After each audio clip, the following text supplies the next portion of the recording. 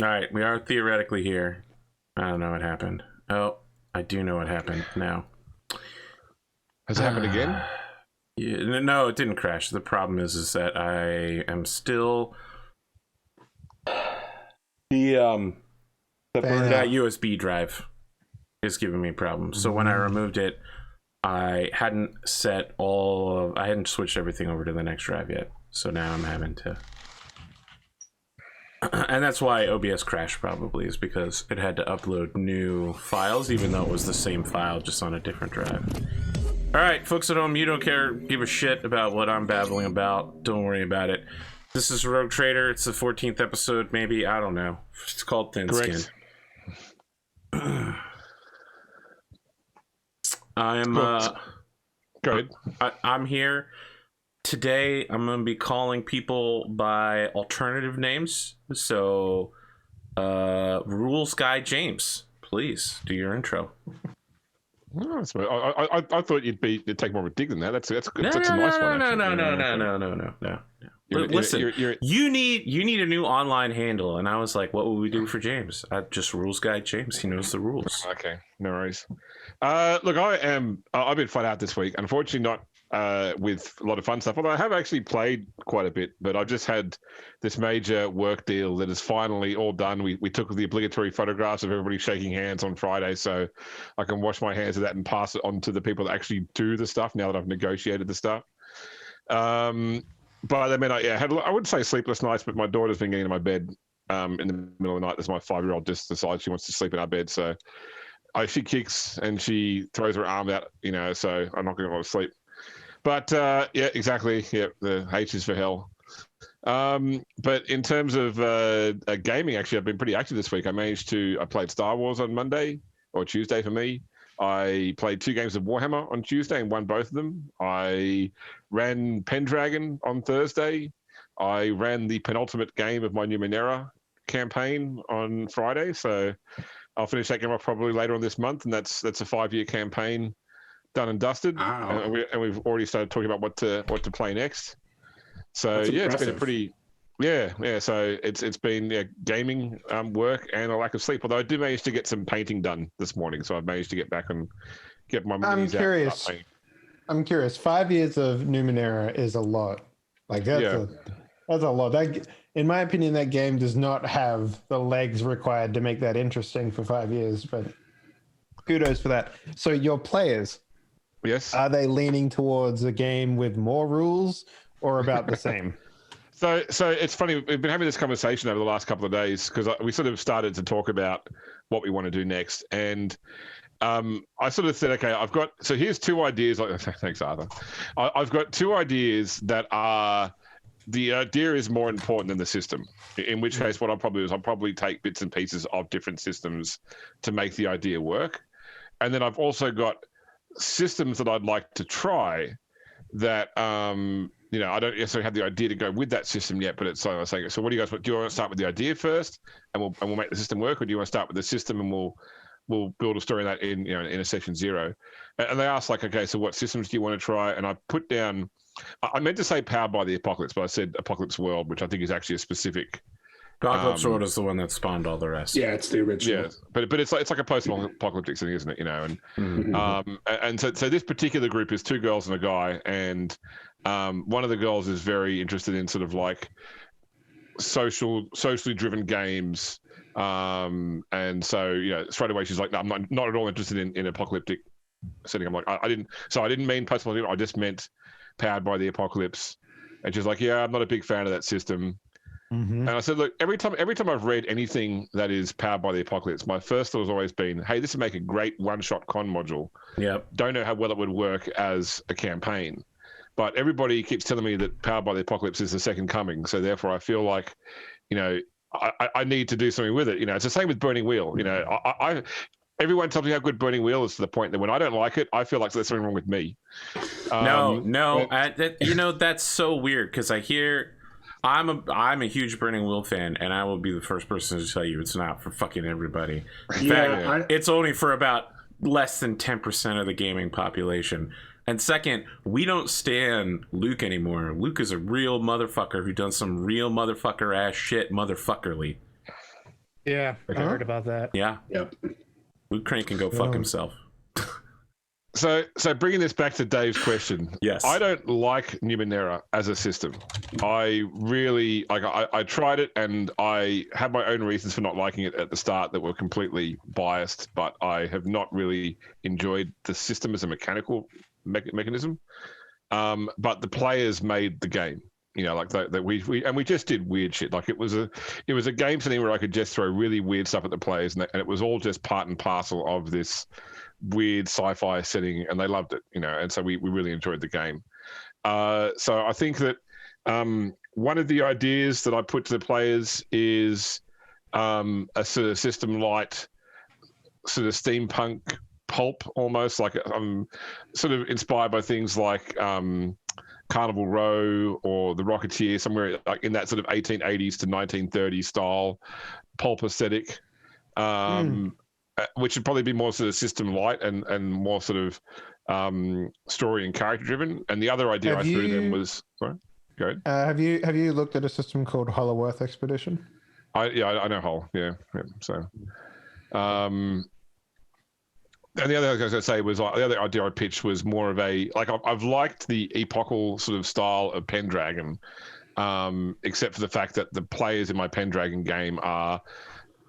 They are not that interested in sort of the they just play the game and don't worry so much about what happens to their families. That like a lot of they have. It's like one player can say I have 7 kids, but couldn't tell you their genders or names, or doesn't have that stuff written down. They don't care to do that sort of note taking. You know.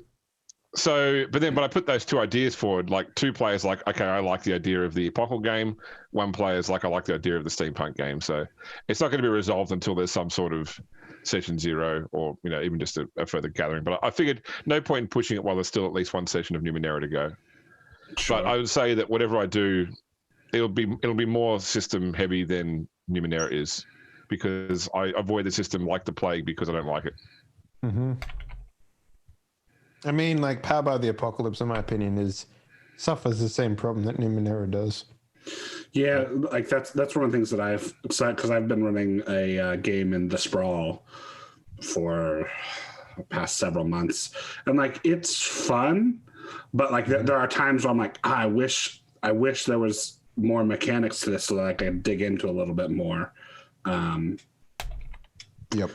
But and I think most Powered by the Apocalypse systems will suffer from that.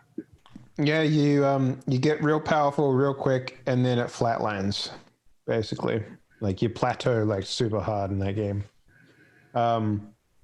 Honestly, like, have you done much of? I don't know how you feel about it, but I've always enjoyed the World of Darkness games, like the older ones, not the new ones so much, but the old ones are really good. So, I mean, I cut my teeth on a lot of those game settings back, you know, first edition Vampire and Werewolf. Like, probably, like, if I look at my shelf, I've got more White Wolf books than any other, like, even more like than the 40K books as well. So,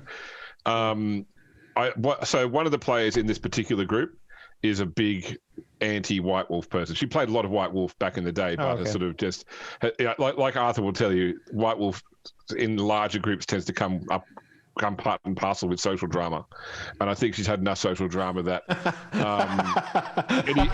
okay, yeah, all right, yeah.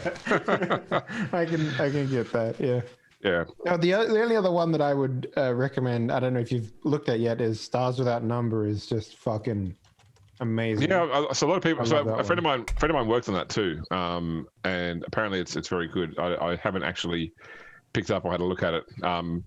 Because the Stars Without Number system can go and be put into like any sort of genre that you want to fit into, right? Like they have a pulpy adventure one, they have like a horror one. Yeah, they have a bunch of stuff like that. Yeah.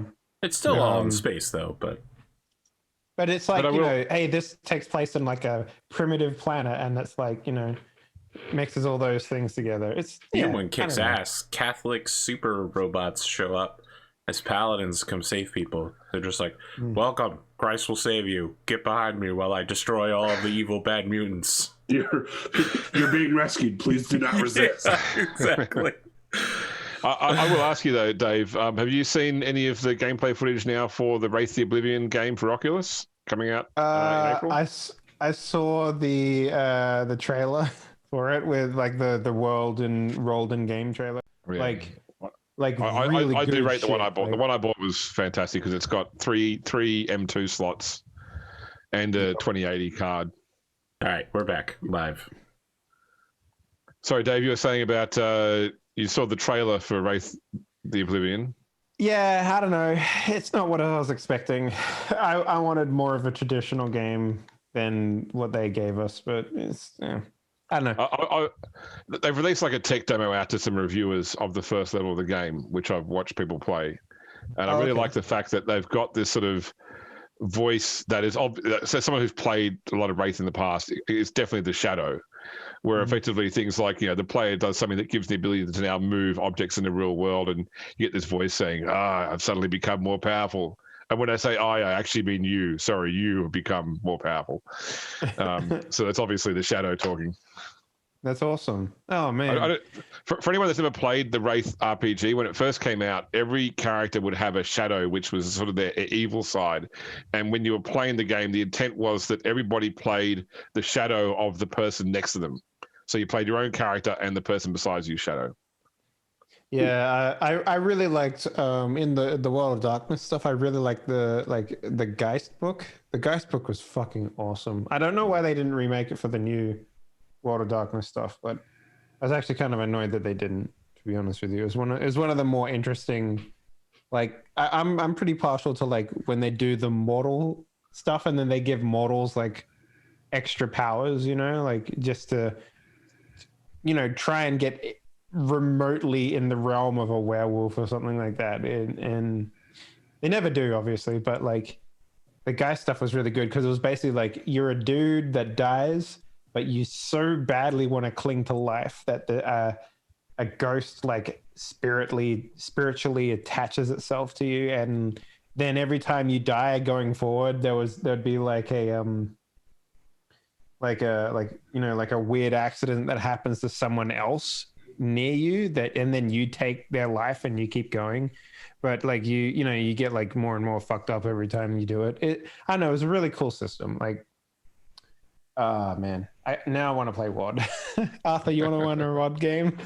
Yeah. WOD though. WOD, not NWOD. WOD, yeah. People have been trying to get me to run a Vampire the Masquerade game for No, don't do vampire. Do one of the cool side supernatural stuff. Look, everybody's about that vampire, man.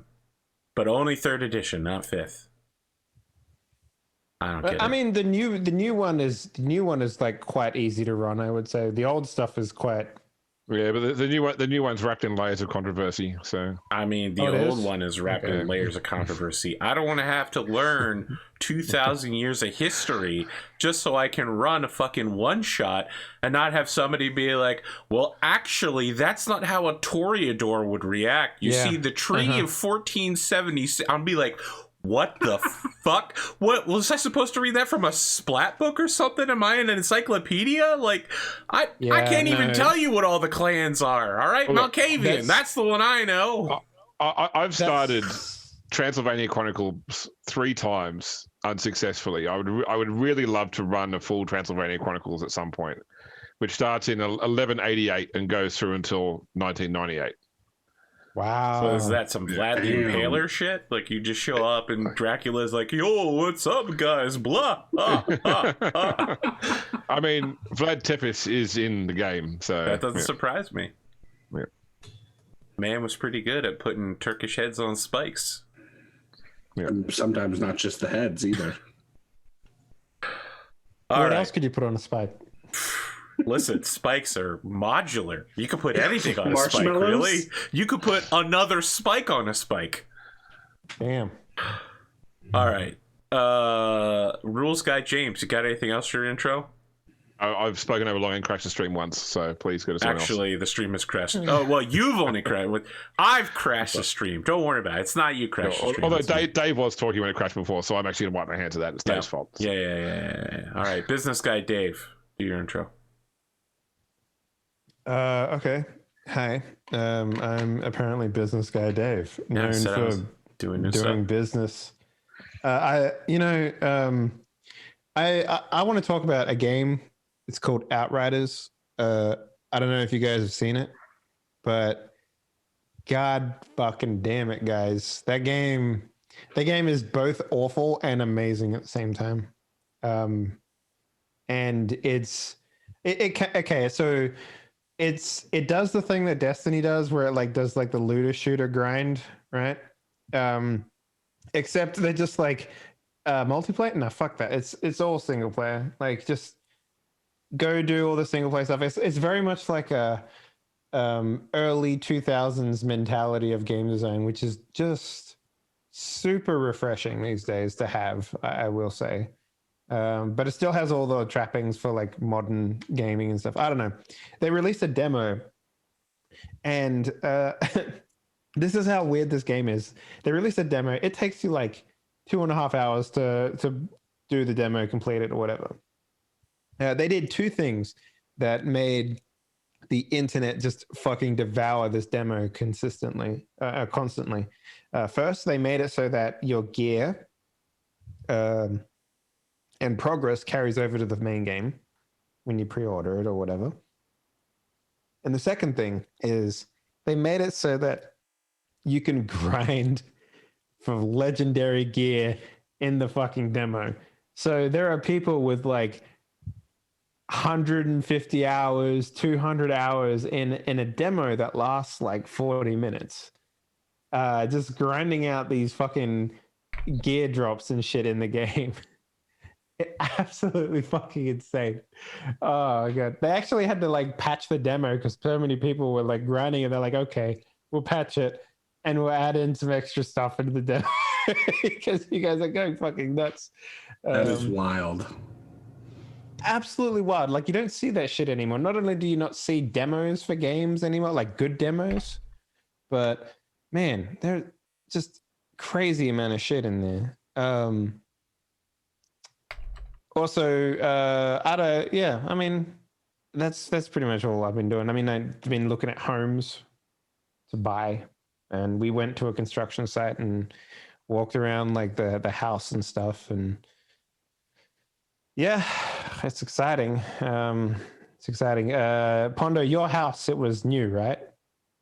No. Was it? No, it was an old house. 1960s, yeah. So I have that mentality as well of being like, well, why don't we just buy a house that already exists? Like, why do we have to go through the rigmarole of purchasing a construction house, basically? But in Poland, they don't sell houses. Like, people don't sell their houses. You know, you have to buy something new, and if you're buying something old, it's gonna be made before like World War One, you know, so like, or World War Two, even, I should say, because everything got fucking demolished over here. So just after World War Two, so all this old shit is like super fucking expensive, like just crazy expensive. So the only way that new people can get houses is if you buy a new house. So that's what we're doing, and it's like, I don't know. It's so buying like a just built, or buying a block of land and building your own. Like, which of those? So it's a development estate thing. So like, okay, so someone's already built the houses as such. They're selling them new. Okay. Yeah. Well, I mean, we can go in and get like the floor plan changed to match what we need, but like, in terms of like, this is how much land you get, and this is like how the house is built. Kind of like, we can go in and change, like, oh, we want the bathroom to be bigger or whatever. Oh, okay. Yeah, because I mean, I don't know how it is there, but certainly here, the caveat I always give people who are looking at building or even buying a house which is being built is that a lot of the time you say like, oh, okay, this house is 150 grand. That's within our budget. But then you get into the actual meeting and they're like, oh, did you want door handles on the doors? Oh, carpet, you know, oh, faucets in the sinks. Yeah, okay, all that's going to cost you extra. So. Yep. Yeah, so what we're getting from the developer is like a house, like bare bones, right? No flooring, nothing like that. And then we're going to spend an extra $300,000 to renovate it on top of that. So that'll be like adding in flooring, all that stuff. But the beauty of buying these houses in Poland is that Polish developers, they never count like attic space as like a part of like the amount of land that they've, or the amount of floor space that they're selling as a house, as a property. So you buy a house for like that has like 138 meters in it, but effectively you're getting like 180 meters because you can actually make the attic into like, you know, livable space if you wanted to. So it's like this weird caveat that they have in Poland. I don't know. So we're getting a pretty good deal with that.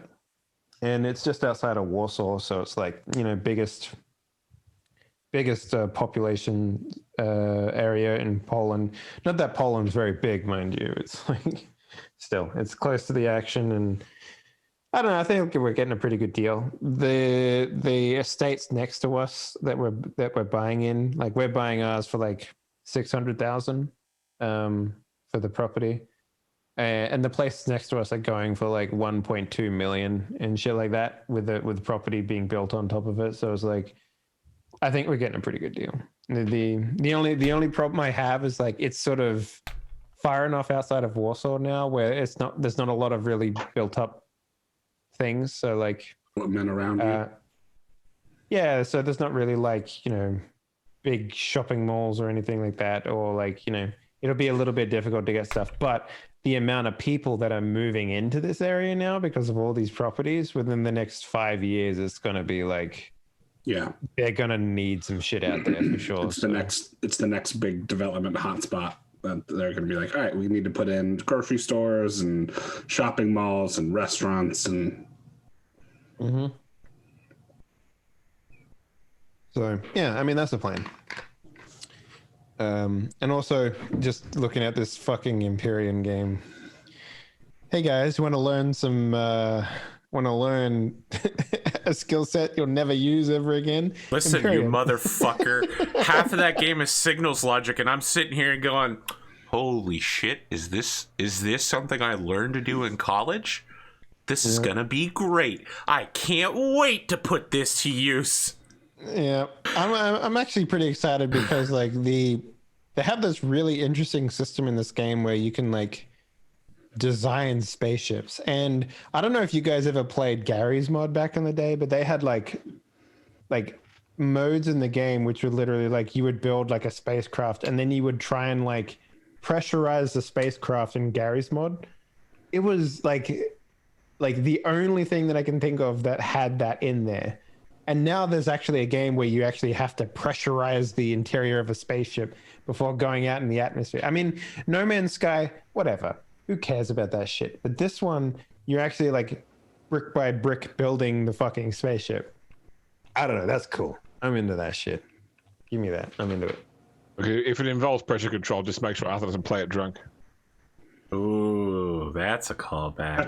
Got some hard spaceship breaker. All right, Cutters, he's right about that one. That only happened one time, but it was an explosive decompression for sure. I've watched it more than once, I gotta say. that exact segment. Did you do it? I think.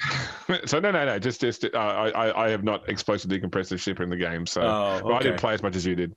But I knew it was happening though as it happened, because I was like, why does everything sound differently? Why does my laser not sound right? All right, I'm gonna check my sound settings after I make this next cut.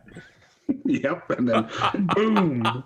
I did like. I was watching Jesse Cox's Star Wars show, which is now ended, but I've been many episodes behind. And one of the players, I think Bikeman is his like online handle, was playing a droid in that.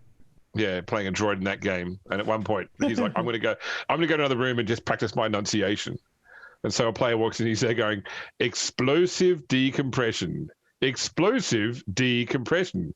I was so sorry to hear about your explosive decompression. Like, Bikeman is an absolute fucking joy. I actually ran a Cyberpunk game for that man a while back. A long Die Party Night City? No. It was Cyberpunks with. It was on Eat My Diction's channel. Yeah, it was Eat My Diction. Oh, I remember. That was with Bikeman. the gun pistol. The dick pistol. Dick pistol. Yep, the dick gun. I That knew what we needed were talking repaired about. every time you used it. Man, okay, playing with streamers is great, but man, talk about a crowd that doesn't give a fuck about the rules. You know what I mean? Like, Yeah. they actually once had a conversation with me. They're watched- like, "Dave, look, man, you're putting too many rules in this game." I'm like, what? What do you want? That's 2020 though. That's, Too many rules in this role playing game. How dare you try to limit our It's in the 80s, creativity? they It's liked like, yes, rules. but you can't have sex with a street lamp back, man. Jesus fucking Christ. and for reference, that was very first episode. Look, I have complained before, but this is the same group in this Star Wars game who has a character who is force sensitive and therefore can do anything the Jedi in the movies can do. Yes. Being force sensitive, yes. Yes. Even though they have really detailed breakdowns and mechanics of how that shit works, fuck it. Hand wave it. Hand wave it. Oh man. This should be called Triggering Dave. The introduction. Yeah. Hear it. Yep. Okay. Anyway, You got anything else, yeah, Dave? that's. I mean, not really. I'm still pushing for things and doing new companies and shit. So yeah. Okay. Mountain Man, Pondo the Mountain Man. What do you got? Not really much. I've mostly just playing games the past couple weeks. Got all the achievements in Cyberpunk. Was very much of a bear going through the multiple endings you have to get. So shouldn't it be Mountain Guy, Pondo? Since we were like, I was rules guy and Dave was business guy. Yeah. You would think I guess that. that is. However, the Mountain Man is a thing in West Virginia. You Oh, don't a call man him Mountain living- Guy. Mountain Man is a specific thing. What it should have been was Mountain Man It's- Guy, Pondo the Mad. What you call them is mountaineers. Got him. No, that's Mountaineer- surveys. okay. I'm sorry. No, you're correct. There is Mountain Man. There's Mountain Man and there's Mountaineers. It's too late, AP. You've just created too much confusion. All right. Very well. Montani Guy, Pondo the Mad. Just to use the state sigil on your ass. Anyway, yeah, finished Cyberpunk 2077. Finished Halo 3 ODST. Finished Halo 2. Both on heroic, which Halo 2 is just brutal. Mm-hmm. I found out. I had to use light sheets to finish that up in a lot of patience and determination. Started Combat Evolve, which pales in comparison to difficulty. Combat Evolve was like. Wait, which one are you playing? The custom edition or the normal one? The collection edition, so it's the revamp. Huh? Yeah. Mm-hmm. Yeah. So yeah, C was really interesting, I would say. But, yeah. That's as much as I've gotten accomplished so far. I've been doing a lot of paperwork. I got to say, Pondo, because you can probably appreciate this, that when I finished Cyberpunk the first time, I got what I feel now, having played all of them, was the best ending. And it was a real struggle then to play through all the other endings, which were less upbeat than the pretty much downbeat ending I got previously. Like everyone felt like a punish. I had to go back and play my first ending again just to lift myself up again. Yeah, it's very brutal. There's no bright sides. I'll say that now. That's fine. That's probably the way it should be. I will say I never actually went back in and finished that game. Like I'm sitting right at the door where it's like, be sure to do everything you want to do before you continue. And then I fucking never went back to that game. Just never went back. Like, I said I would, just never did. There's definitely an ending that's like the worst case scenario, and there's definitely an ending that's like the best case scenario. Mm-hmm. But even the best case scenario is not very best case. No, it's not. Someone was asking me to go back and finish my playthrough, so that felt like a little like I was being held hostage. But well, yeah, Jim. I guess I'll catch up with you, Pondo, at some point. Let's see these endings. Yes, it was Jim. Yeah. The one thing I'll complain about having to go through the endings is that you have to replay one scene over and over again, and it's makes it take much longer than what it needs to be, to the point where I was like, all right, fuck it, I'm going to load to last save where I can get a 2-for-1 or here. Yeah, I did a few. There's a few literally like this or this, two different endings. You know, last essentially making the game sort of thing. So, yeah. Yeah, that's just so they can put like several different endings on the tin. At least it's not 3 buttons, right? Yeah, three different colors. DLC of Mass Effect 3. Still too soon, Arthur. It's not that too soon. Each of the endings represented a distinct philosophy that had already been presented throughout the game. Red, blue, or green. Oh my god. It was the path of the Reapers, the path of Saren, and the path of Shepherd. And then they added a fourth path that was kind of funny, but also stupid. Red, blue, or green, then someone taps your girl that you've been tapping. What?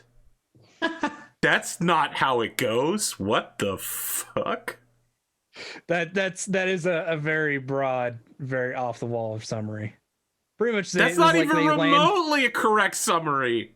Wasn't it like after all, Shepard does this thing, and then they land on like a forced planet or something, and then you see Seth Green pop out with your love interest, or the one that you romance. Not if they're dead. I just made that sound really dark.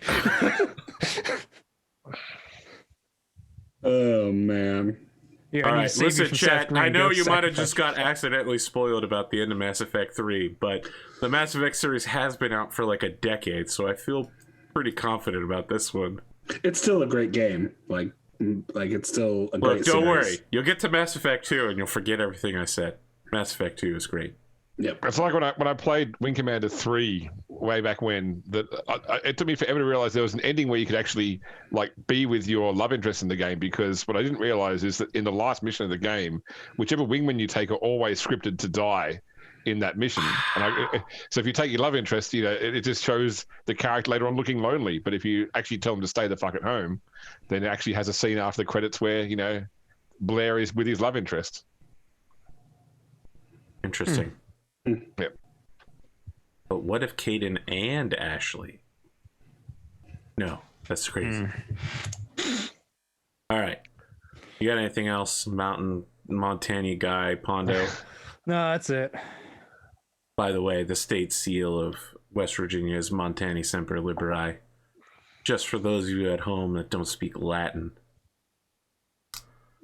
Spoon, I apologize. I've had like 30 minutes to think of one for you, and I don't.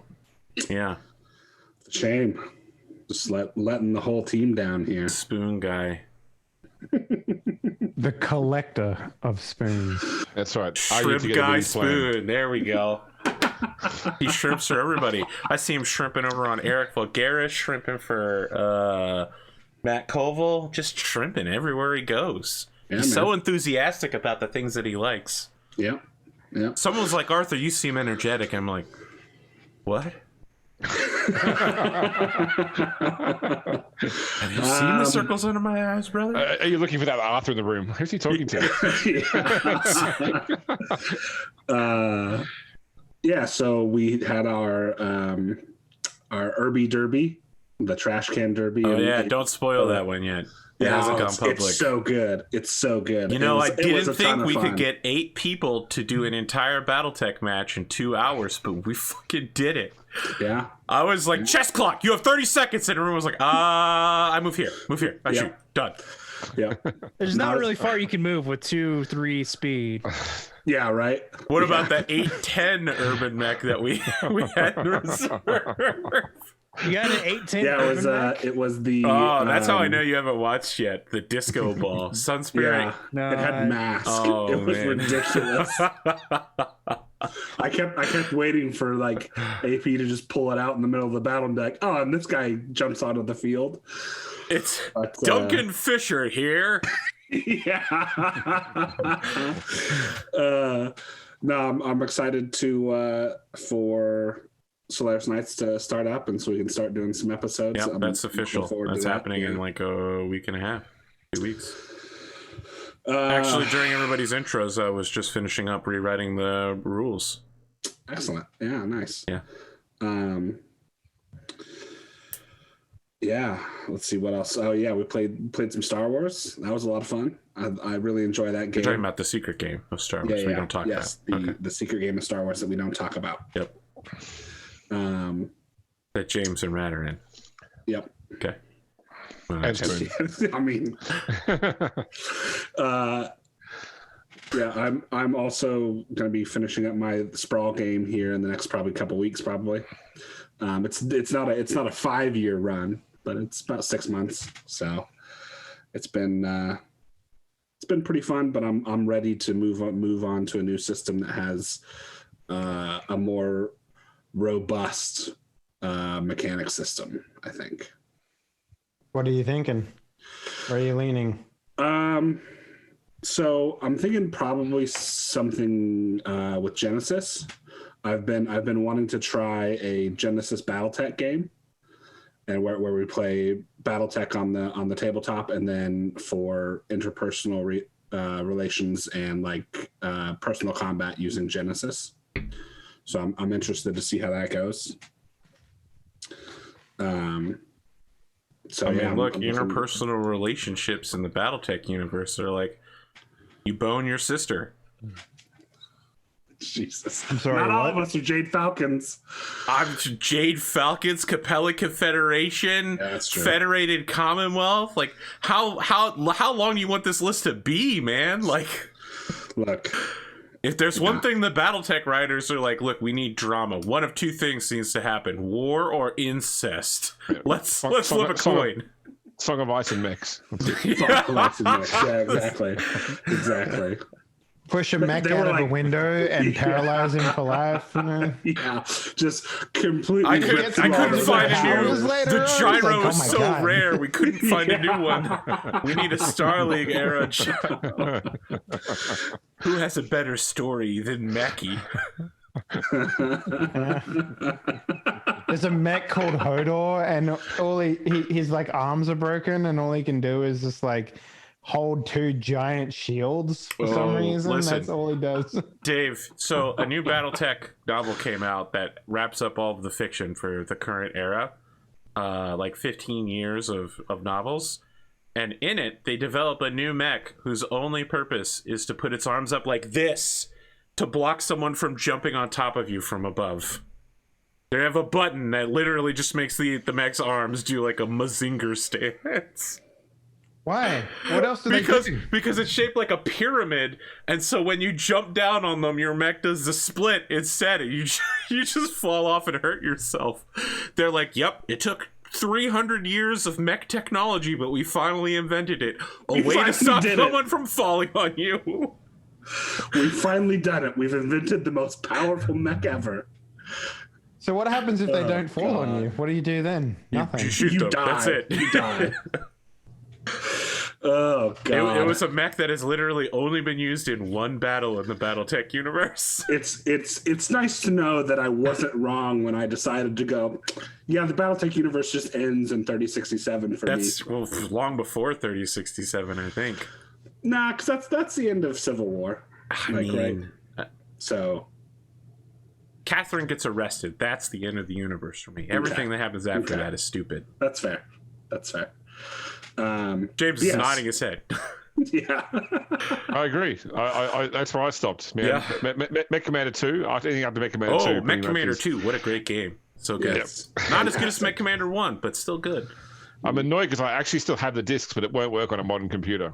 Yep. Correct. Yep. Because it was a Dog might Microsoft have thing. a You version can't. of it. No, you can't because Microsoft after all the legal shit they went through with FASA, you can't get any of the MechWarrior games legally through any mechanisms now. Yeah. Yeah.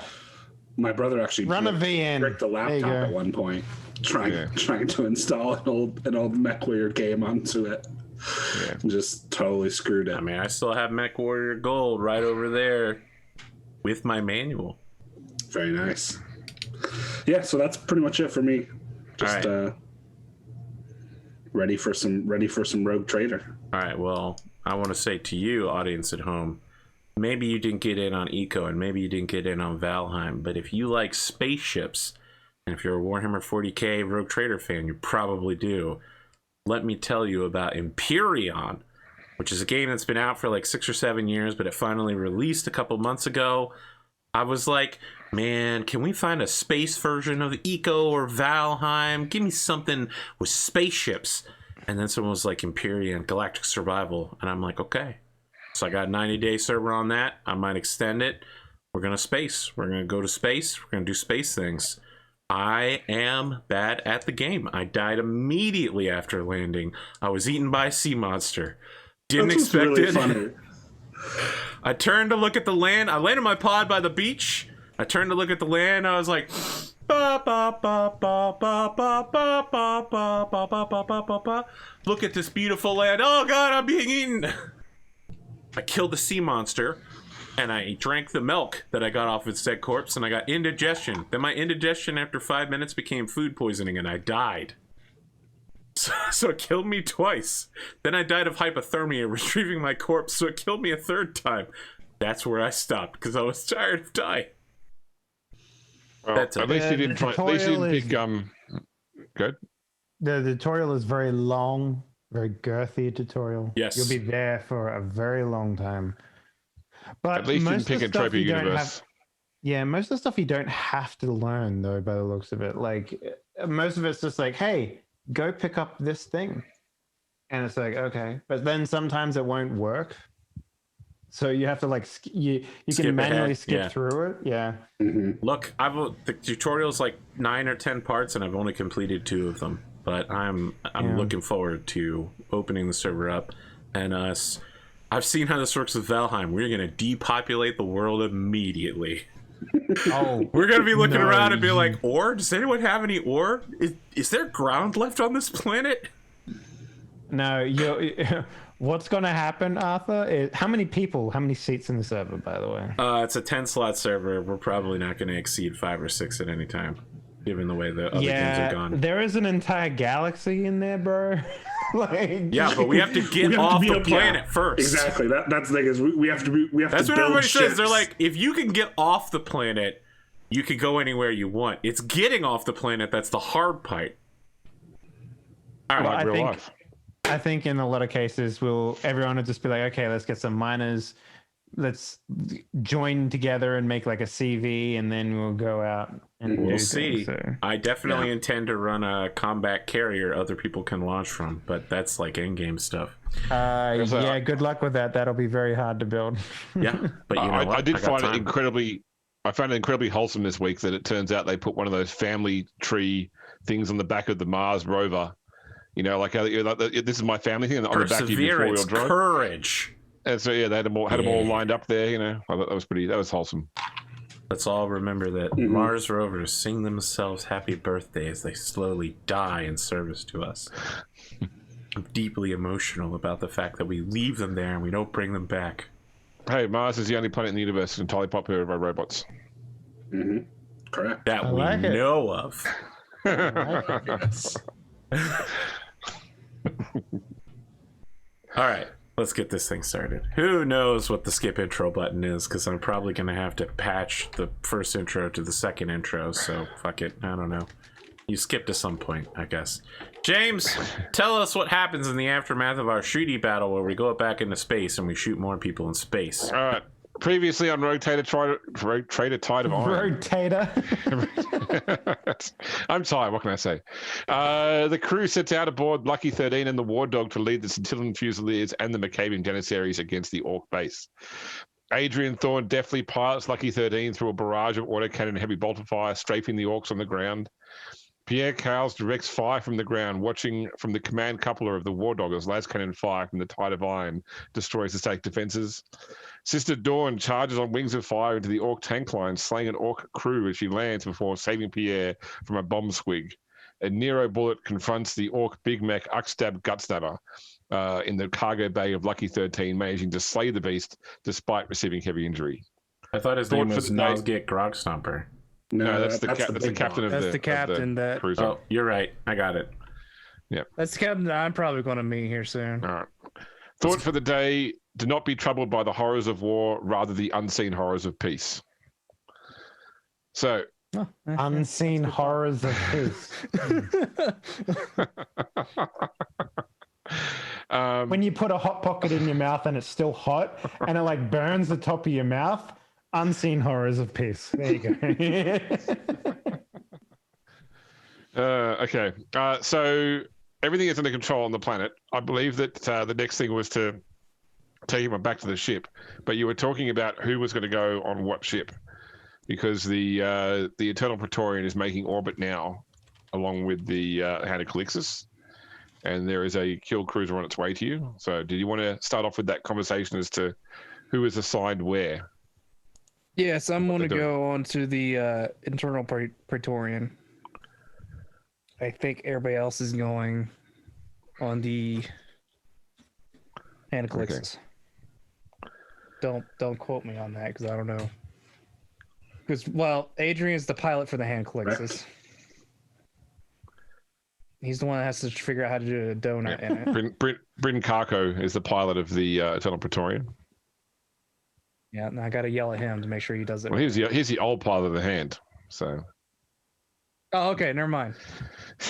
It should suffice. So, are you taking the gun cutter back up to the Hand and then transferring from there, or is Adrian dropping you off on the Eternal Praetorian on the way through?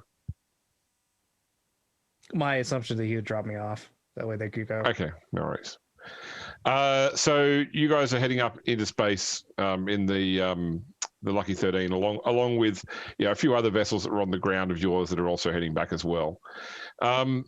You've broken atmosphere, and you can sort of see the two ships in the distance. When actually, can I get everybody to make me a +10 willpower roll? +10.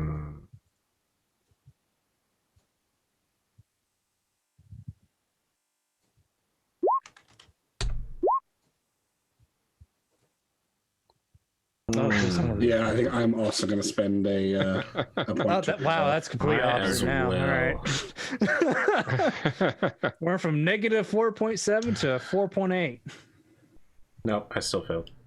Yeah, still failed, but not as badly. No worries. So those of you that passed feel like a disquieting sensation of some sort of wrongness passes through the ship. Like there is you've just been enveloped in some sort of energy which is puts your hair, your skin on edge, or you get goosebumps. It feels like the temperature inside here has dropped a few degrees. For those of you that failed, you also experience this, but the sensation is a bit more violent. Like it makes you feel ill. In terms of game rules, it deals you a level of fatigue, which is not substantial, but still, there is it's that same feeling you get when a ship passes into the warp, or it's a bad translation where you just feel that sort of sensation of warp wash over you. And at the same time, particularly you spot this, Spoon, in the cockpit, but everything around you seems to slow down to a complete halt. Like, you're looking out, the stars aren't moving. You can see like the shuttles next to you, their engine's still ignited, the plume of flame, but everything seems to have frozen solid in time.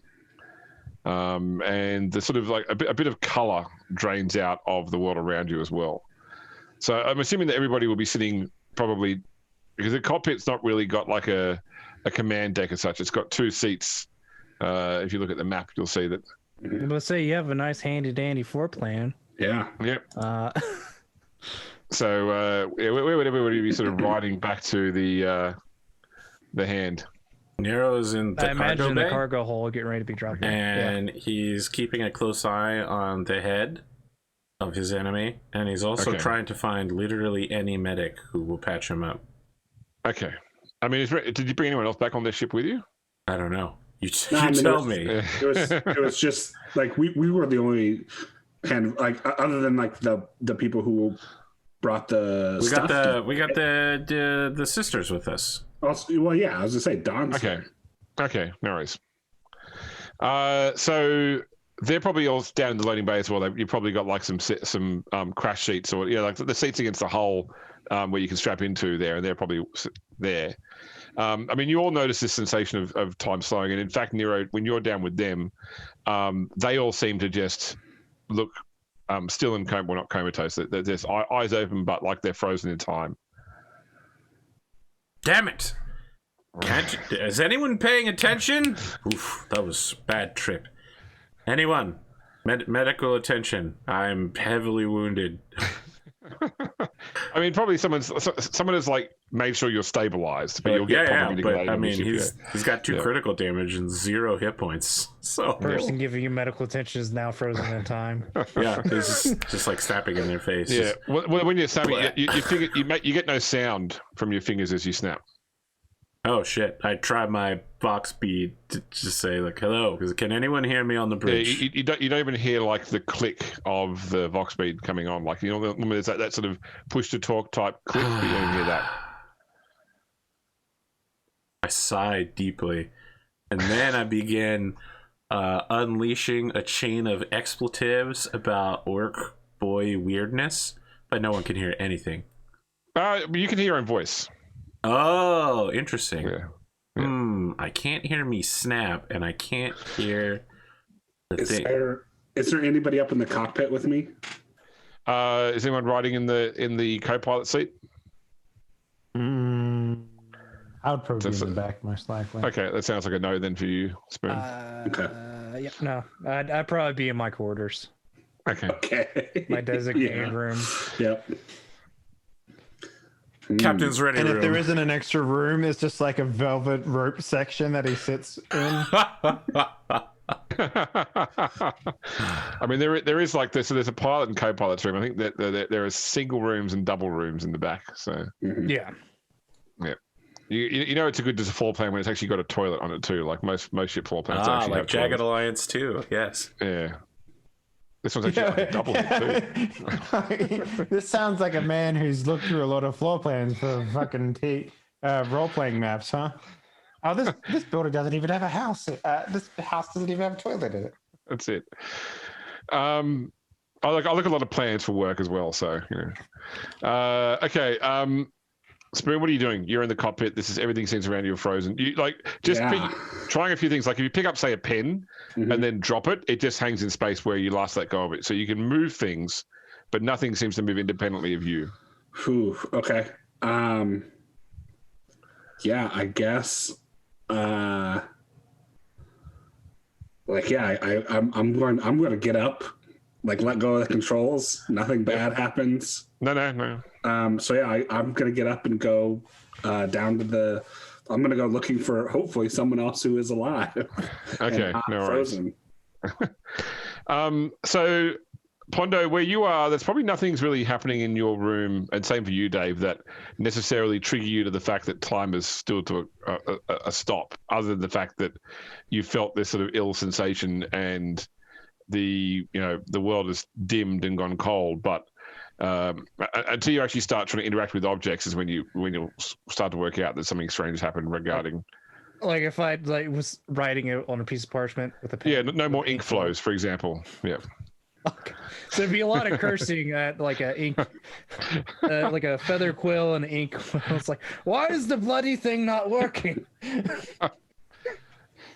I put the ink on the quill, but the quill doesn't put the ink on the paper. I don't understand. Did you just go lotion or did you go Bill Cosby? A little bit of both. That's right. It's a pig in there. They're getting the hose again. All right. Spoon, you walk out into. So if you're looking at the map, as you walk out of the corridor and down those little flight of stairs into that central corridor area, there is a figure standing there.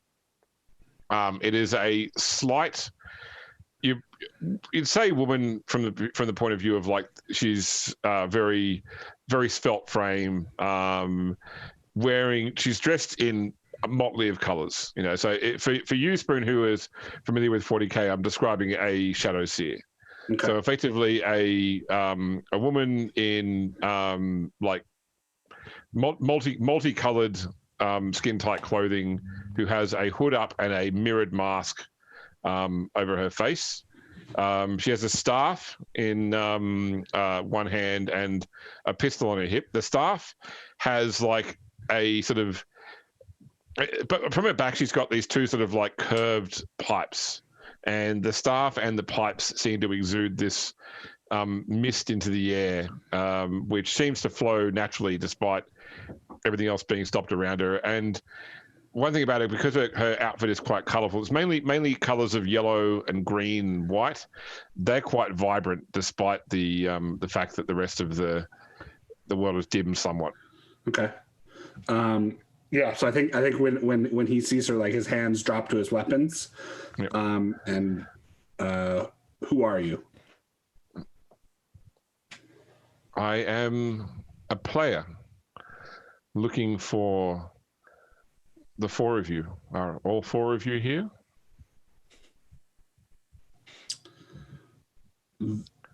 The four of us. Yes. I know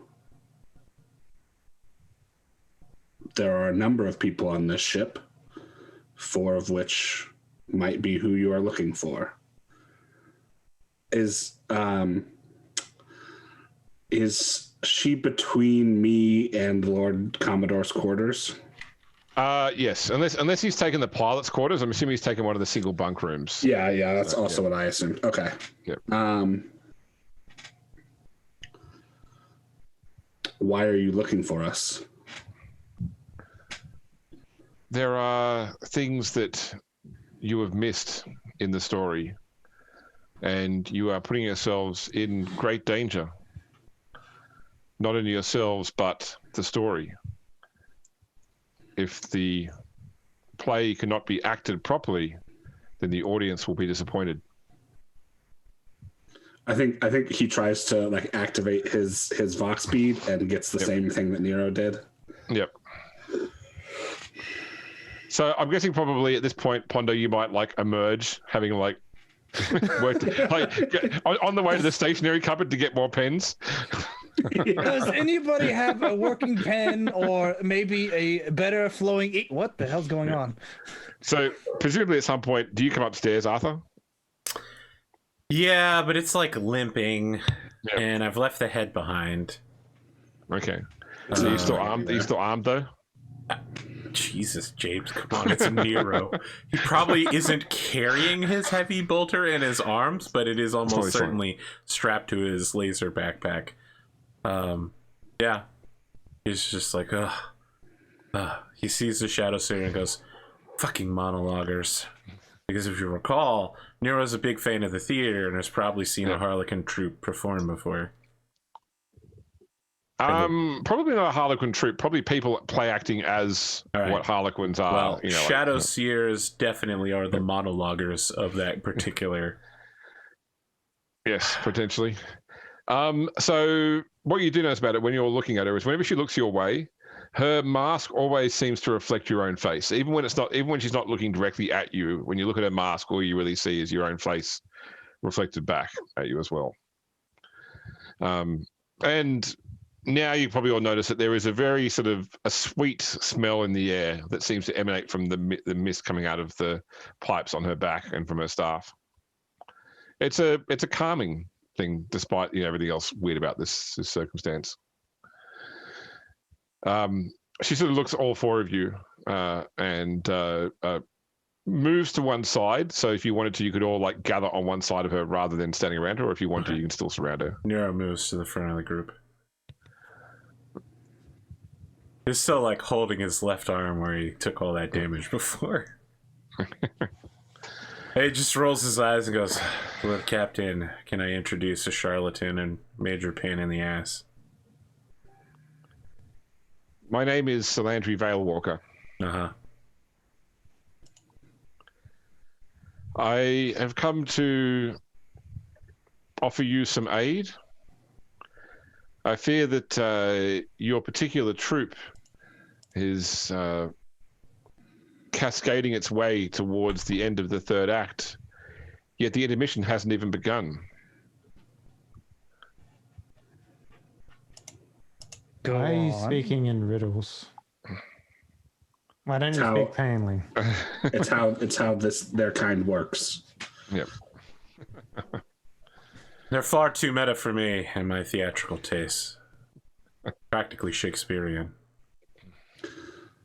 There are allies arrayed to aid you in your story, and yet you seek to end the tale before it can be fully told. Such a tale would be only half a tale and a sad ending for all. Speak plainly. I'm tired. I'm injured. And I'm angry. Well, I'm not as angry as I should be, but I'll still kill you for sure. She looks towards you, Pierre. You seek your sister, yes? Yes. The four of you are not prepared to face her. Oh, I know this. Nero turns back to look someone. through the deck at the head. He's just staring at where it would be in the ship. It just goes, yeah, I've heard that before. I'm supposed that you are coming here to confirm the fact that my sister might have control of the Tyrant Star. Correct?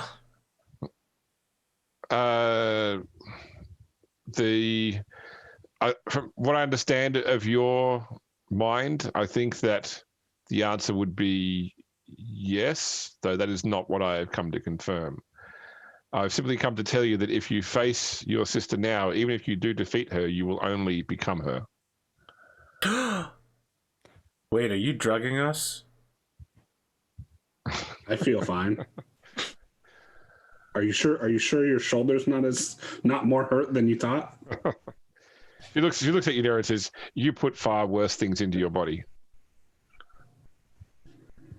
Wow, she's calling you out. She's right, though. I did eat all that void stuff in the first episode. But you admit that you are drugging us. I want to get mad about it, but I feel strangely calm. I'm not even raising my voice that much. I haven't shot you for some reason. Lord Captain, do you want me to shoot this thing? I don't know if you can. It Something would feels literally odd be the about only this thing in affair. history that I've attempted to shoot at and not hit. She like holds her arms out to the side, like, you know, I'm not. Don't worry, I've shot in a- defenseless in a- Eldar yeah. before. It's not going to be a new experience, lady. Something of a pastime. That's right. Yes, that was an interesting turn in her tale. Well, at the end of her tale. The end of the tale? Yes. Yeah, there we go. Yes. All right, now we're on the same page. Can we So you, go ahead, Adrian, as we can try to circle back here. yes, you mentioned that there were allies arrayed that we are ignoring. Yes. Have you wondered why these antagonists that hold the Maw have not ventured forth into this sector, have not waged their war, their campaign against your people? Nero Why turns, they simply hold that space? he turns to look at the camera and goes, "You mean the tide of iron?" And then he winks at the Shadow Seer because they're equally meta.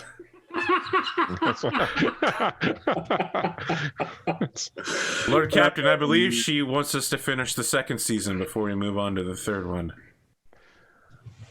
I don't know what that means. Yeah, second act. I mean, look, I agree that you can't start the third act duel before the old master dies. Where's what was his name? Give me a second. Where is Master damn it, what is his name? Who's the guy that takes care of you? We haven't heard from him in like 10 episodes. Oh, Yeah. I can't remember his name either. Like the butler. Yeah, your butler. Your buffle man. he hasn't been this whole season, I think. I talked to him early in this season. I was gonna say, he once or showed up twice. super briefly. Very like at the very beginning, he showed up. Reginald Kios. Yeah, Yes. I'll just go. Master Kiosk isn't dead yet, Lord Commodore. We need to ensure that he dies so that you'll be ready for the duel with your sister. What? It's just, There's it's a no theatrical reason for thing, Kios sir. to It's just how things work. Your sister will probably appear and just like run him through in the back, and he'll go, I always thought that you were like a son to me. Just don't worry about it, Lord Captain. Fairly certain that's exactly how it's going to go down. As much as a faceless or as a mirrored mask, and she's looking at you like you've got two heads, Nero, right now. Perfect. So Hey, listen, lady, we're a little busy trying to kill some orcs, so like, can you get to the point with plain speech? right now, your sister is playing a tune to which you are all dancing. If you dance your way into that confrontation, then it will all be for naught. I If have you really good cannot gain agility. the allies that wait for you in the expanse, then Are this will you not end well. are you insinuating that the Tide of Iron is the allies, or the allies that we need to go she's to talking hell? about the No, Dark face to face. Eldar, sir. And Your sister has sent those agents to prevent you from reaching the other side. So we need to get Okay. back to the Expanse. Indeed. Very well. but which season? Nero looks confused for a second and then says, I believe she's referring to the Dark Eldar and also Talon Balewing. Adrian perhaps. probably has some sort of side quest we need to complete as well for his loyalty mission, or he'll die before facing your sister. That's a Mass Effect reference for you. Yep. Very There are well. a number of leads in the Expanse that we can track down. We could just also have to- make some money. And weren't we going to find a planet we could put those fire seeds down on? Yes, I was planning on doing that. Sure, that's fine. We can let your sister do whatever she wants instead of killing her and getting the Tired Star as soon as possible. Well, if I was this going to thing get is the to Tire be Star as soon as possible. believed, We even had a discussion saying, "Hey, they say they could. They said they waited 10 years. Why couldn't they wait more? 10 Okay. more." And then we were just like, "Let's screw them for a while. We're out here doing a loop." Nero takes She a like looks. deep, She looks at her non-existent watch, like waiting Yep. for a moment Nero to takes speak. a deep breath of the hallucinogens and goes, "You know, Lord Captain, I was intending to send the Spider Bride a nicely worded letter this particular episode after we got done killing the orcs, asking her for how we can overthrow Tanthus Moros. I know that was on your list. That was a big thing. We go back to the Expanse, we could do that. Anyway, all right, listen. Wait, Wait, what? No, you please go ahead. are you speaking about Footfall, or are you speaking about where the Elder Inquisitor is? No, I'm talking about the Tanthus Moros. He's the guy that made us wait to dock. Remember, we hate him? Yes, We want to kill him? that's- Yes, exactly. That's Footfall. Yeah, I didn't say it wasn't Footfall. I said the Expanse. Okay. Footfall is in the Expanse. there's also the Rogue Trader, or Inquisitor masquerading as a Rogue Trader. It was just like, we got several Rogue Trader problems, Adrian. Plus, we know that the 13th station, which the Lord Commodore owns, is being invaded by just random merchants, and also the Chaos Fleet. Like, we got problems all over the place. Opportunities. Here takes another deep breath of that hallucinogen and is just like, man, I really want to kill this lady right now. All right, speak, Eldar scum. I am just a player, and Yeah, you okay. are the leads. But I cannot enter this narrative without changing the story, and thus I must grant you a boon before I leave. Nero rolls Okay. his eyes. That boon medical attention? Is Nero, that would you what you shush seek? about your medical attention? You act like you haven't died nearly. My once in arm every fight. really hurts. I'm hungry. Look, guys, I'm trying to roleplay Nero on drugs. Okay. Yeah. I know. Whatever he says goes. I don't know. He's in charge. What is the boon? Can you blow up the orc ship? Is that what you ask? Oh, you're. Oh, okay. Well, No, it's just like, I don't know. Oh, I got one. All right. We wish for more wishes. Then I wish that my daughter grows up strong and healthy and becomes the best ruler of the planet ever. I think you are mistaking a boon for a wish. I thought you people were magical. I wish to know the location of. I cannot remember the questor, the one Adeptus Mechanicus guy. Oh, yeah. Hang on. That was asked of us to go find so we Yep. could get money.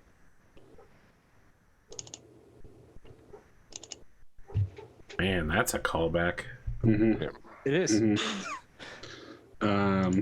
I turn to Lord Captain and I say, hey, remember, we're pretty sure the Sheker is somewhere, right? Did we figure out where that was? The Domus Agdaline Yes, Domus Agdaline. and the Galen sphere. Yes. Would like So- to know the locations of either or, if not both. Or if it is both. Very well. She looks around to make sure everyone else is in agreement that this is the boon that she will give. Does anyone protest? Nero still wishes for more wishes. No worries. Keep sucking up the drugs, Nero. I mean, I don't really have a need for anything, so yeah, sounds good. The sphere itself has been incorporated into the Nexus of Shadows, a Drakari construct in the Expanse. Ruled by And Zagar Cool? Yes, the man you seek is Cool's prisoner, operating the sphere or keeping it active so that it will allow the Nexus to remain present in real space. Interesting. So it's 2 prisoners that we need to pick up. Are you sure? We can just kill the other one, right? No. Are you sure we can't just torture and interrogate him? What? I thought that's what we did to Eldar. No. Not at the moment. Oh, my bad. All right. We're trying to She, make allies here, Nero. She bows, and then sort of casts her hand out, creating like a white portal, which she steps through to leave. Once she does, everything seems to go back to normal. Nero, you hear a series of clicks in your ear. You all hear like the Vox bead like click a couple of times, and then you hear like a klaxon sound from the cockpit that nobody's currently flying the aircraft. Yep. I'll get right to that. And I go running back up. Nero goes to find medical attention. Okay, no worries. There's Dawn right there. Dawn has ignored him for a whole episode and a half. You only need to ask. All right, Nero does a really tsundere. He looks towards Dawn and then he looks away and towards the cargo area. Dawn's and already goes, leaving. if only I could find someone to administer medical attention. She like shuts the door behind her. And this is why I didn't ask Dawn, Adrian. This is why I didn't ask Dawn. Goes back to meditation. Yeah. Nero heads in the cargo bay and tries to get medical attention. I mean, yeah, these girls are only trained in basic. Like I said, the most they can provide you is stabilizing your wounds and allowing you to heal naturally, overnight. All right. At the very least, he did. Well, I mean, he needs care and rest for a week to start healing that critical wound. So at the very least, we should start that and maybe get like a nice bandage or like a cast. Yep. Well, I've seen it said first aid has been done. So, I want one of those sick Adeptus Sororitas bandages, though. You know, with like the fleur de lis on it. Okay, It's like really a Hello Kitty, but for Sororitas. They don't have that. They don't have that. They don't have. No. That's literally like the only thing they do. These ones, like they pretty much can see like where they've got scars from battle. They pretty much stapled them closed. Damn it. So I hate these people so much. They go, we'll cut it off for you. We'll fix it that way. Yeah. You want some leeches to suck out the That's right. poison? So when the only tool you have is an eviscerator, every problem looks like a heretic. Yeah, it's true. Yep. I guess Dawn will go begrudgingly go heal Nero. Okay. So There what goes would Dawn, like you didn't me have to roll? do that. I'm so thankful for you doing it, though. Thank you very much. Really, So it you is- kept complaining. Eventually, I'd have to do it. So is a plus 10 Medicaid roll, please. I've got Plus 20, sorry, plus 20. I've got the med kit. Yeah, that's why it's plus 20. Oh yeah. Roger. Can I do that thing? Because he's also got like fatigue and shit, right? So Yeah. so let's do the thing where I will heal on top of that with my willpower bonus as Yes. well, which is I forget what that's called. That's called like divine administration, I think it's Divine called. administration. Yep. Yep. So I have to spend a fate point for that, right? Yes. And if you succeed in the roll, he will get back your intelligence bonus plus your willpower bonus and remove all fatigue. Okay, so that would be my intelligence is 5, willpower is 4, so he'd get an additional 9 on top of this and get rid of his fatigue as well. Yeah, that's right. Okay, plus 20. I can't see because it popped up. Oh, not rolled a 96. And that's a fail. Yes. Can I re-roll that? You can It is certainly. a fail. Yeah. Okay, let's redo that. That's the first Medicaid roll I failed in this game, by the Why are way. you Yeah. rolling like me in the system? Hey, no, you're right. There it is. Yeah, you're That rolling like succeeds. me in the system. Okay, so Nero, take back nine wounds. Okay, so remove the two critical. Yep. Get back 7 wounds, and you remove all fatigue. All right. Nero sits up and he puts a hand It's on something. Don's arm and he says, "Well, I'm feeling a lot better, Don. Thank you very much. I really appreciate it." It's not nothing. Maybe Don. now It's not you nothing. will. Maybe now you will hopefully respect your flesh a little more. I love being alive, Don. It allows me to do the Emperor's bidding. I've seen a lot of I've seen a lot of the inside of the medical bay since I've joined the crew. I would say that you are the one I have healed the most over all of this time. I don't disagree, Don. But did you know it would normally take an entire squad or more of Space Marines to kill that guy that I killed?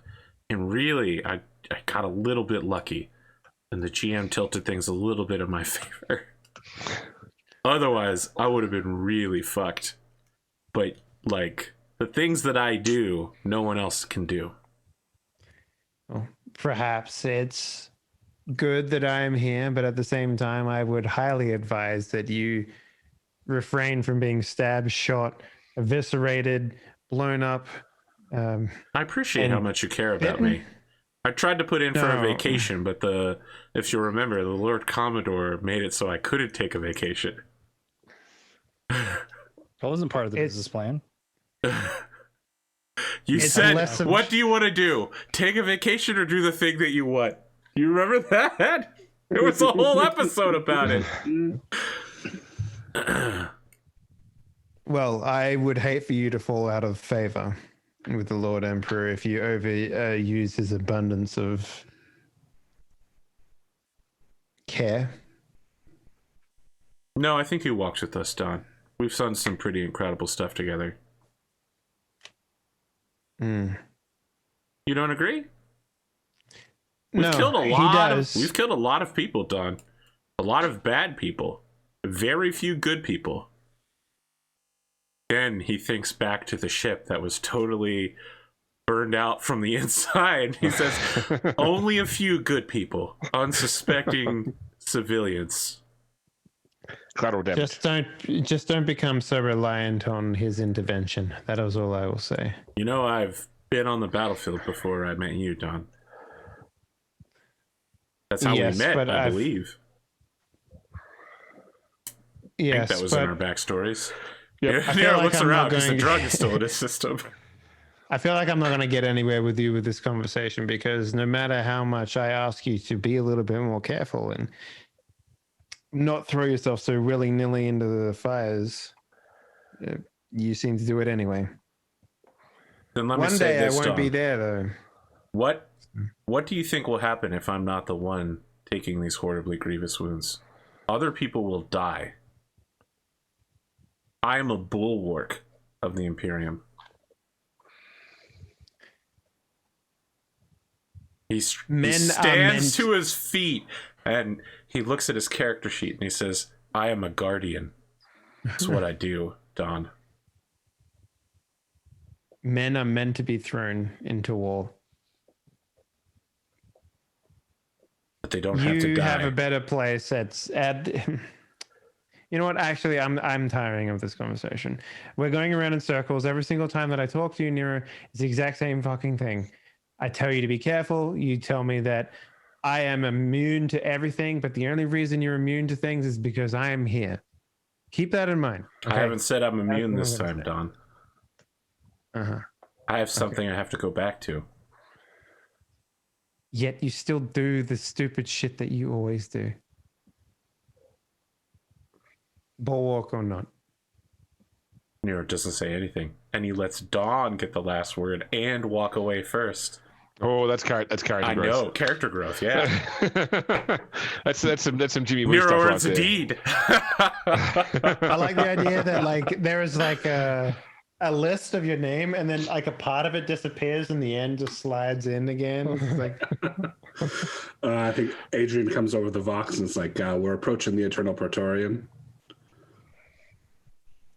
All right. You set the ship down in the dock of the Praetorian. Captain Armelin is waiting for you when you come aboard. She, Navy salutes you. Commodore, everyone is at ready stations. We're ready to accept your commands. Excellent. Let's go to the bridge. Right. Get on board a golf cart, which is nowhere near as nice as Nero's golf cart. Oh, yeah. Yep. Starts taking. I did steal mine from a gangster, so. But it's got that bead seat cover that you get sometimes in cabs. Seat cover, yeah. Very nice. It's just uncomfortable, It could be nice, but it's not. So once the rest of you are back on board the Hand, basically an arrangement is set up where you can all go to the stratagem of the two ships and momentarily coordinate. So effectively, both ships are voxed in, so you can have this conversation normally, but obviously not all on the same ship. So one of the tactical officers from the Praetorian asks, are we waiting here in orbit of the planet for the ship to reach us, or are we meeting at part way? The Eternal Praetorian? Well, no, the kill cruiser, sir. Yeah, you're both ships are together now. Nice. The idea is that the Eternal Praetorian will act as a sort of bait, while the Hand of Calixis moves around to move to flank as the armor is weaker on the sides and back. What he's asking, sir, is are we meeting them halfway, right at the borderline? Is that where we're going to wait for them? Or are we letting them enter orbit? We'll aim for halfway if I have a feeling that the killer cruiser will meet us further than that. We're not going to fight in the planet at the edge of the planet's No, area. that sounds silly. That sounds like gravitational pull would have very much an influence. Okay, but ships could maneuver around the planet if necessary as well. Yes. Okay, we'll meet them in open space. Sir, one thing, it would be exceedingly dramatic if we were to appear from the far side of the planet and come up behind the orcs. Just to borrow something from our friend that we just met with, They could be like, oh no, someone's coming up from behind us on the far side. Oh, sorry. Oi, damn you, me's doing some get stuff. They's coming from the far side of the planet. I apologize, sir. I've been working on my accent, but it's not authentic. I see this. It's just that there's a lot of space and there's not a lot of planet. And it's a lot easier to hide behind the planet than it is to hide behind space. Is there a way that I could like plot some sort of slingshot course for the hand to do something like they are suggesting? So what you potentially do is, if the Praetorian goes to meet it first in space, and then at the same time the hand pulls off some tricky piloting using gravitational fields, you could like lift your speed higher and enter, give yourself higher speed maneuverability as you first enter the fray. Okay. But it does mean that probably there'll be a full strategic round that the Praetorian's on its own. By itself, yeah. No, I don't like that. We should go in together. So how do we ensure that they target the Praetorian first? Well, obviously, all that needs to happen.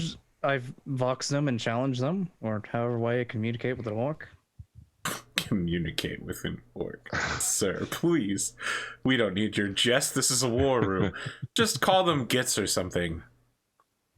They're unintelligent beasts. They'll fall for literally any provocation. Would you like the head? You could just hold it up on the camera. They'll understand that.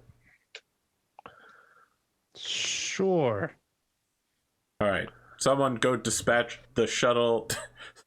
Someone send the gun cutter with the head over to the Praetorian now. All right. Someone gets right on that. The two ships break orbit heading towards the orc ship. Any other plan we need to discuss before we meet them in battle? I'll stay on top in the bridge as long as I can, the Eternal Praetorian, until we get close enough to where there'll be some obvious boarding actions, which will help repel the forces. So we're neither of our ships are trying to board them, though, are we? We're just defending ourselves against their actions. I don't think it would be wise to board an orc ship. No. I don't know. We could send Dawn over there. She's like a straight up murderer. That is an option. Yes. The How ideal would that thing work mechanically? We send shuttles over there. You kill them and you come back.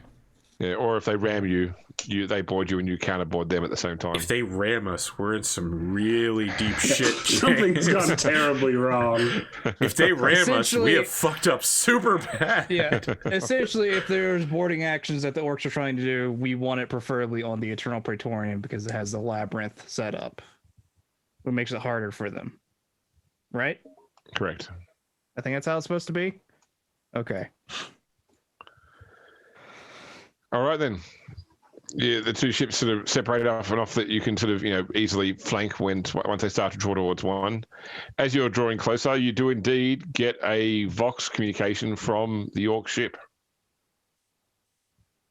Hello, excellent. Send them through. So the screen comes on and you see a messy and loud looking command chamber with like orcs running everywhere, sort of turning really quite manual, whereas you've got computer consoles, they're actually like turning steam wheels and pulling big red levers, pushing, really, really obvious buttons. And there is one guy, there's... Imagine like a couple of grots and like a hamster wheel. And there is a very large orc who is wearing, think of it like a pirate's costume, like a tricorn hat with the skull and crossbones on it as well, like a naval suit jacket, but tailored to fit this orc's immense weight. He has an eye patch and a peg leg. It fits every classic sort of pirate archetype, but certainly enough to rattle Nero's cage. Anyway, it triggers both your orc and pirate senses, Nero. Always has been.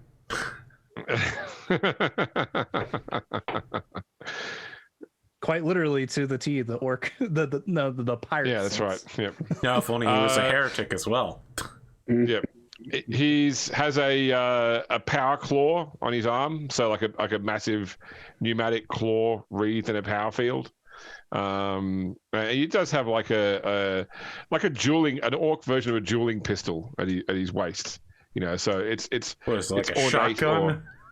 Like a blunderbuss, probably. Yeah, it's like a blunderbuss. That's something. Yeah. It's orcnate. Sorry.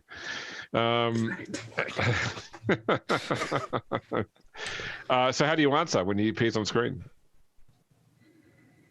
Hello there. A pleasure to call. I was just coming to tell you that they managed to take care of your friend down below. He kind of just shows the head that eventually got to him. Okay. I'm Captain Nosgit Grotstomper. Who are you, Humi? I'm Lord Commodore Pierre Cowles of the Cowles Dynasty and the leader of the expedition to take out your forces on the planet. So, as for you, are you I'm not running? too impressed. Are you running, or is Wee's fighting? I believe we're here for a scrap, unless you plan on going away like a git. He smiles. He sort of turns to the people behind him. He's like, "You hear that, boys? Get those gubbins running. We's going to war." And like they start pushing buttons and pulling levers with more gusto than they were previously. Like pushing the buttons faster would make things happen faster. Exactly. Yeah. Turn the wheel faster. Yeah. Is there like an orc version of like the Predator setup scene? Sorry, what do you mean the Predator? Oh, so like in the Predator, there's all the like the actors, they suddenly had like a montage. They put all the weapons on that sort of stuff. Yeah. I mean, there's like somewhere in the orc ship, there's like there's orcs headbutting each other to roll themselves up into a battle frenzy as well. You know, he's like, I look forward to meeting you, Humi. Well, I look forward to having your head on my mantle. Right, he cuts the comms. Okay, good. Yeah. So barbaric. Yeah, and according to the center operators, they are still coming full steam towards you. So, Adrian, you're usually. Can you give me an awareness roll plus the ship's detection? Sure. There's a stealthed Eldar vessel out there. So awareness plus. They're just flying casually. Windows up. Lights off.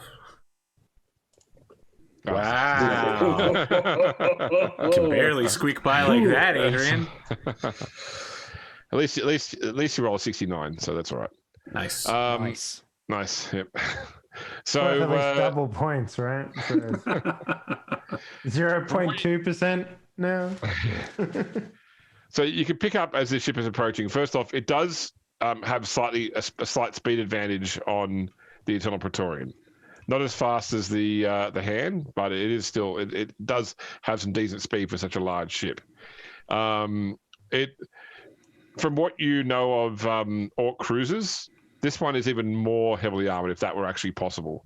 Like extra bits of superfluous plate have been welded onto the. Oh, actually, what I'll do is I'll even show you a picture of the ship in.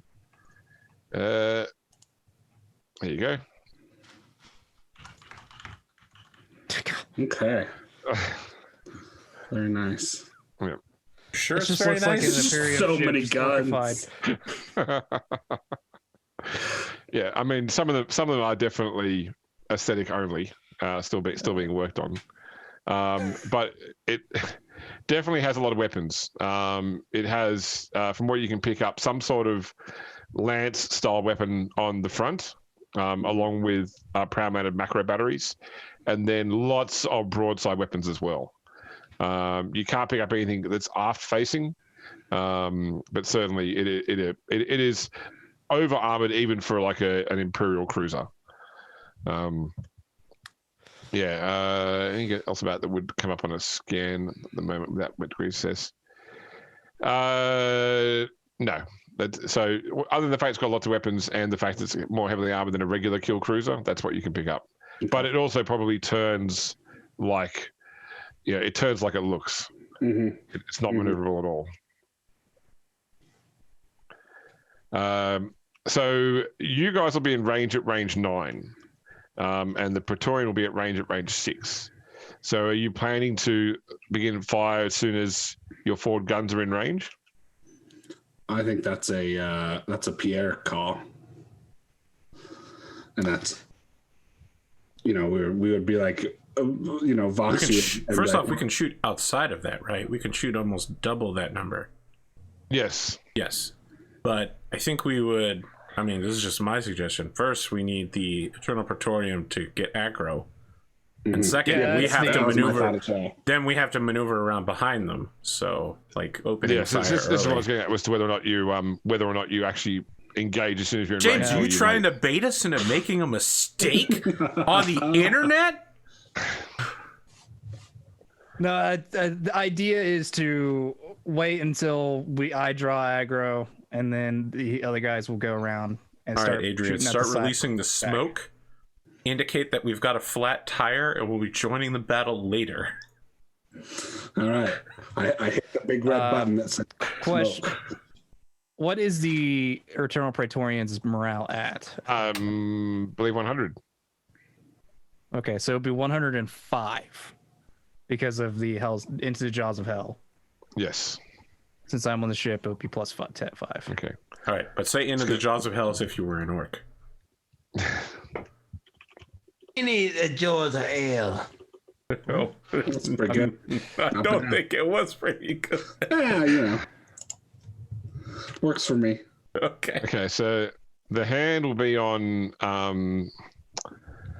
need to update this because it's here. On so it's at 100 crew and 100 morale without Pierre on board. Mm-hmm.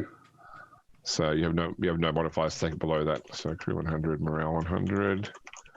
I think the Praetorian's got anything which drops morale down. Nope. So crew Praetorian is 100 and morale is 100, and the York ship is also crew 100, morale 100. Okay. So the first thing that happens is it actually has a very long range gun as well. So when you stay your guns waiting for the Praetorian to gain aggro, it does send a blast of prow cannons in the direction of the Praetorian, being the bigger ship. So make an attack roll for it.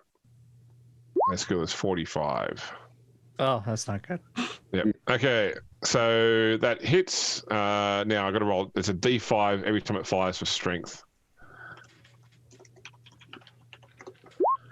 So only strength 1. So a maximum of 1 hit, which will be eaten by the void shields of the Praetorian for that first shot.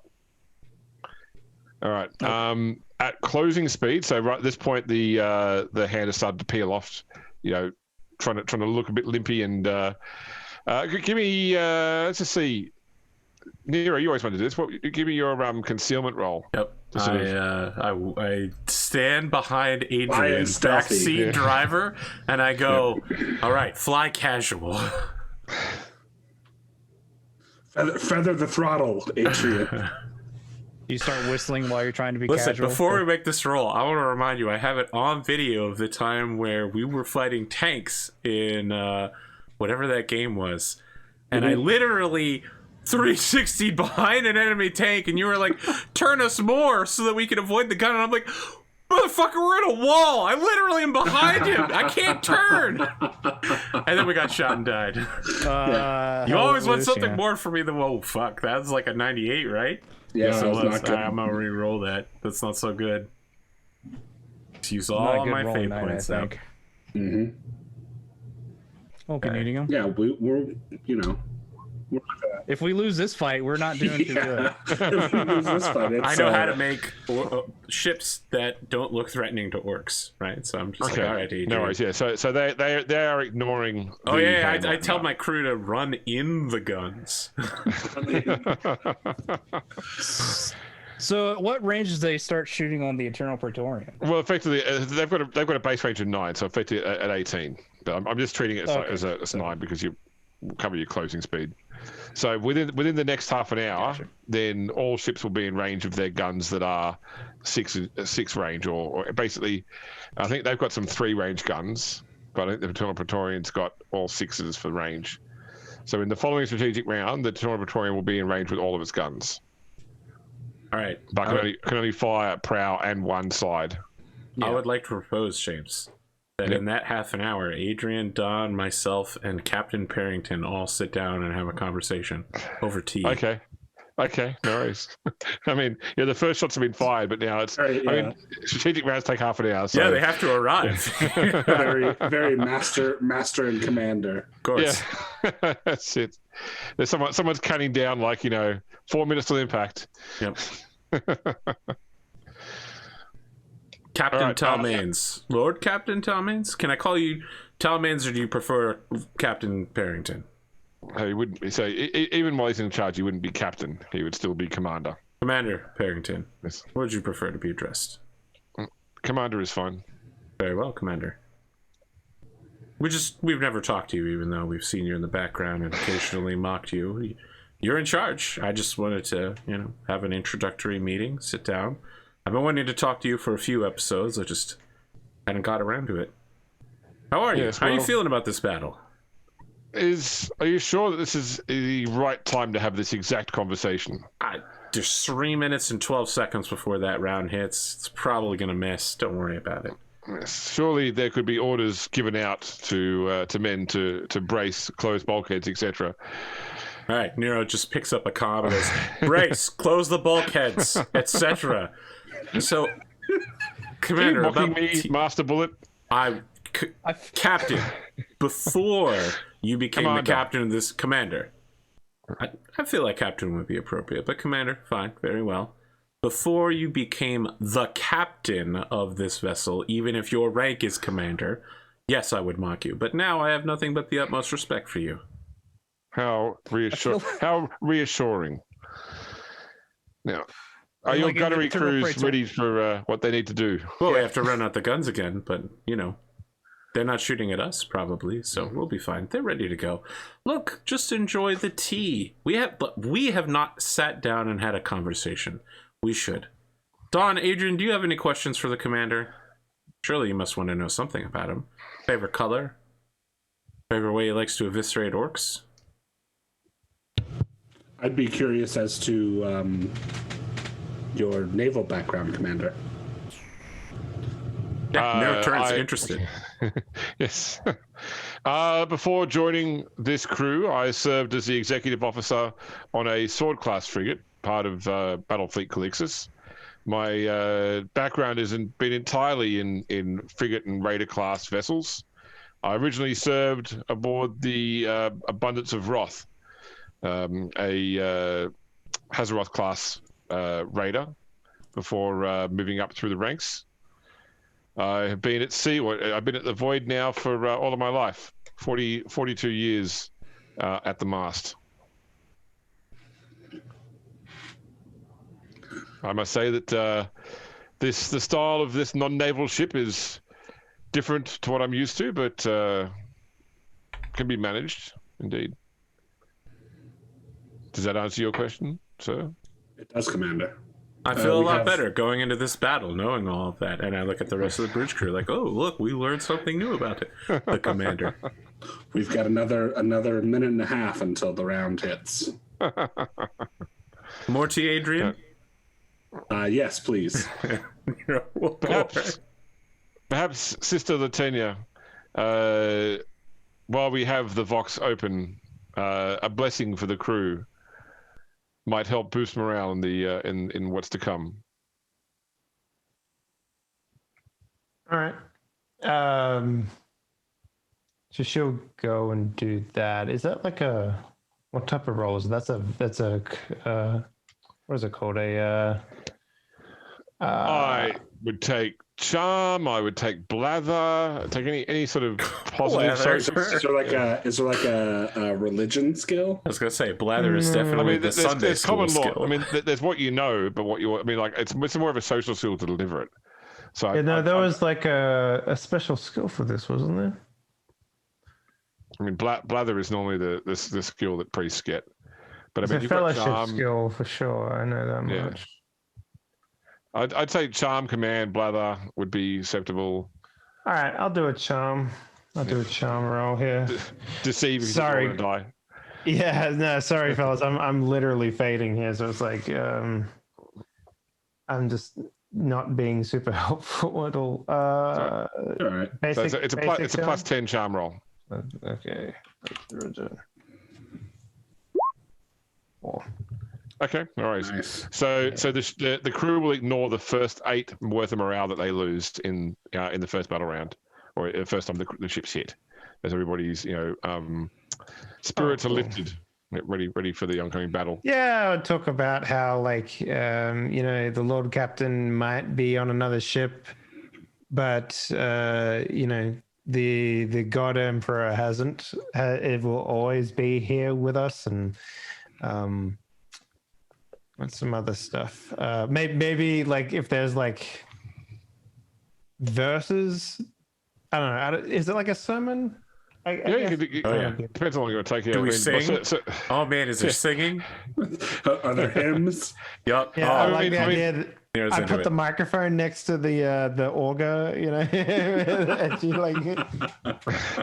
So certainly, like what's boosted is the fact that when you're giving this sermon, like the round hits. The ship wasn't braces, right? It was the Eternal Praetorian. No, it's the Eternal Praetorian that's been attacked. Yeah, but word arrives that the Orcs' first barrage was harmlessly deflected off the shield of the Eternal Praetorian. There's been like two different like scenarios, like scenes here. Mm-hmm. Ones where they're all calm in the Eternal Praetorian, in the Hand of Calixis, and then the Eternal Praetorian's like a complete. Armella's just like, my God! Look at the size of those rounds! Look, I'm sure that even though the shield deflects it, somewhere a console explodes, throwing the person, away. Like, oh yeah, he's wearing a red shirt for no apparent reason. Wilhelm scream and all. All right, Nero finishes I don't know why they his put tea. so much power in their consoles. And he just like stands up and gestures for a steward to come clear the table as he goes, sits down, and runs out the guns. Which will take 20 to 30 minutes. As much as servitors manually push the guns out. All right, let's do it when we come back in 8 minutes, I think. Okay. Sounds good. Now, Dave, I have something to tell you. I think that after this battle, Nero is going to ask Dawn to do that burning away the sin ceremony. Really now? Yep. Yeah, really. Okay. That's it. We're going to the intermission now. We'll be back in like 8 minutes for the second half. Pasta.